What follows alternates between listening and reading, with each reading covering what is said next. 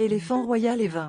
Au XVIIe siècle, la reine d'Angleterre possédait un éléphant qui avait une habitude des plus surprenantes, il recevait quotidiennement sa propre ration de vin. Imaginez un pachyderme royal savourant son breuvage dans la cour d'un palais. Ce n'était pas une simple fantaisie, mais une pratique courante pour prendre soin des éléphants à cette époque, car on croyait que l'alcool les aidait à rester en bonne santé dans le climat britannique. Cet éléphant royal, cadeau exotique d'un monarque étranger, était l'une des curiosités les plus prisées de la cour.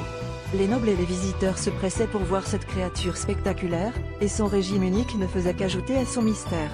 La scène d'un éléphant buvant du vin aurait sûrement fait sensation, captivant l'imagination et suscitant l'étonnement de tous ceux qui en entendaient parler. À cette époque, les échanges d'animaux exotiques étaient monnaie courante parmi les cours royales européennes, chaque souverain cherchant à impressionner ses pairs avec des cadeaux inédits. Un éléphant, l'un des animaux les plus exotiques possibles, symbolisait la puissance et l'influence de la monarchie anglaise. Le vin, quant à lui, était considéré comme un élixir de vie, et il n'était pas rare qu'il soit utilisé à des fins médicinales, même pour les animaux. Ainsi, cet éléphant et son vin sont devenus une anecdote fascinante de l'histoire royale, illustrant combien les pratiques anciennes peuvent nous sembler étranges aujourd'hui. Pourtant, elles révèlent la richesse de l'ingéniosité humaine face à l'inconnu, même si cela implique de donner du vin à un éléphant royal.